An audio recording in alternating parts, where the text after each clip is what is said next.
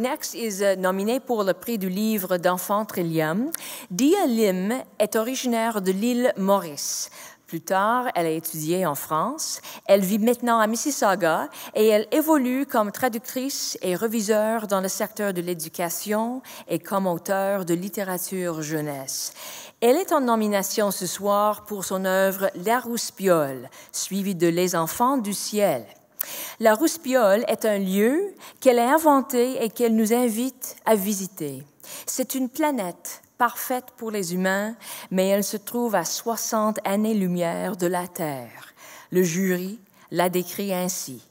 Un univers onirique, plein de symboles et de mythes qui saura émerveiller les jeunes lecteurs et séduire même les adultes.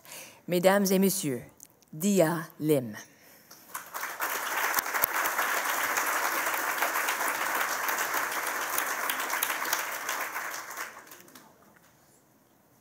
Hello, everybody. Thank you to the members of the jury for this nomination. Merci aux membres du jury pour cette nomination. Je vais vous lire un extrait de la seconde histoire dans mon livre, donc Les Enfants du ciel. Quand j'étais enfant et que je grandissais très loin d'ici, à l'île Maurice, dans la cour de mes parents, il y avait une plante qui répandait un merveilleux parfum, très sucré le soir seulement. Mes parents l'appelaient dans la langue indienne, donc en hindi, Rat Kirani, qui veut dire en français la reine de la nuit. Alors j'ai écrit le chapitre 9 de ce livre, de cette histoire, et je l'ai nommé La reine de la nuit. Mais dans le livre, j'ai décidé de conférer des propriétés magiques à cette plante. So I'm going to read an excerpt of this second story in my book, Les Enfants du ciel, where I talk about a plant that actually grew in my parents' garden when I was a child back home in Mauritius. And at night, this plant would give out a wonderful fragrance. And I write about it in chapter 9 of the second story, Les Enfants du ciel. But in the story, I give it magical powers. So here goes chapter 9, The Queen of the Night, la reine de la nuit.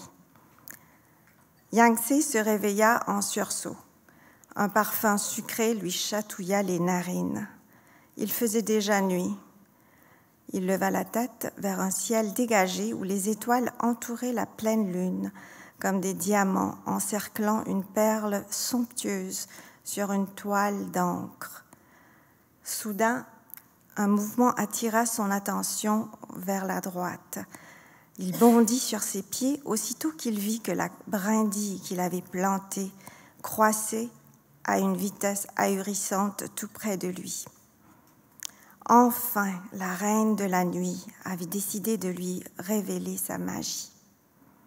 Elle multiplia ses tiges effilées le long desquelles des centaines de petites fleurs blanches bourgeonnèrent. Yangtze s'émerveilla devant la beauté du spectacle. Les lianes recouvrirent le sol autour de lui, se faufilèrent entre ses pieds et se dirigèrent vers la rivière tout en s'entrelaçant de façon à créer une natte épaisse, tissée avec une étonnante précision. Puis elles débordèrent dans la rivière, remontèrent le courant et se frayèrent un passage jusqu'à l'autre rive. Là, les lianes entreprirent l'ascension de la grande falaise. Les belles petites fleurs blanches ne cessaient d'émettre leur parfum envoûtant, et il entendit des milliers de petites voix lui dire en chœur « Suis-nous !» Sans hésitation, il traversa la rivière sur le lit de fleurs qui soutint son poids à merveille. Une fois parvenu sur l'autre rive, il discerna la forme d'une échelle que les lianes s'acharnaient à lui tisser sur la falaise. Et en cette nuit de pleine lune, Yangtze gravit la grande paroi avec l'aide de la reine de la nuit. il parvint au sommet quelques instants seulement avant l'aube.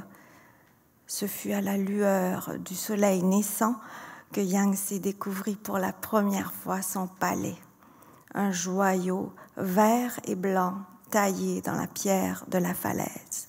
Thank you. Merci.